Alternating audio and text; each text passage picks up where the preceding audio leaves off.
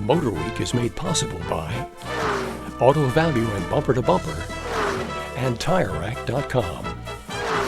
In the past few months, we've tested the new luxury imports from Japan, the Lexus LS400 and the Infiniti Q45. We found them to be able competitors. But the European luxury car builders aren't going to let the upstarts just take over. Anticipating the new entries from Japan, Jaguar has made a number of changes to their XJ6 line to make their cars more competitive and affordable.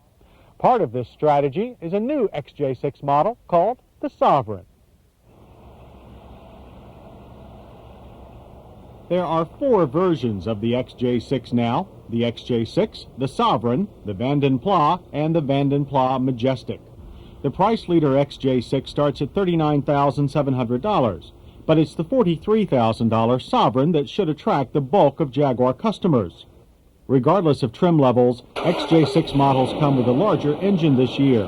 The 4-valve per-cylinder inline-6 now measures 4 liters instead of 3.6. The displacement increase was accomplished by lengthening the stroke. The result is 12% more horsepower and 25% more torque. Ratings now stand at 223 and 278 respectively. Impressive numbers for an engine of this size. Usually there is a price to be paid for increased power, a loss in fuel economy. But the Sovereign is EPA rated at 17 city, 22 highway. The city number is unchanged from last year, and the highway mileage is down by only 1 mile per gallon. So, like the Lexus LS400, the Jaguar avoids the gas guzzler tax. And acceleration is impressive. Our Sovereign went from 0 to 60 in 8.6 seconds and covered the quarter mile in 16.4 seconds at 88. For comparison, an Infiniti Q45 we tested recently was about a second quicker in the quarter mile and not quite a second quicker from 0 to 60. The Jag sedan also gets a new anti-lock brake system this year. A Tevis design replaces one from Bosch. If that distinction is lost on you, just remember that braking performance is improved. Our 90 Sovereign needed only 107 feet on average to stop from 60. That number is about 10 feet shorter than what we recorded for the 89 XJ6. We also noted less pulsating ABS feedback through the pedal in this car.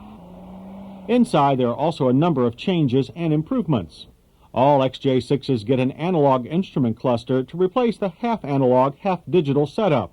The change was inspired by request from Jaguar owners. Tall drivers will appreciate this switch, which enables them to push back the seat without first getting in the car. Adjustments are in abundance, but there's still no position memory function. The steering wheel telescopes, but you'll notice there's no airbag. Front seat passengers will have to put up with motorized seatbelts instead. Other changes include a turn signal switch that's now actuated mechanically rather than electronically, and a revised and easier-to-use trip computer. Best of all, there's a new transmission.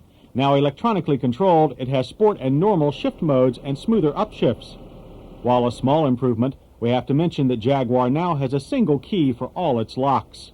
And the key can give you a great sense of power over the power windows and sunroof, both of which are standard on the Sovereign.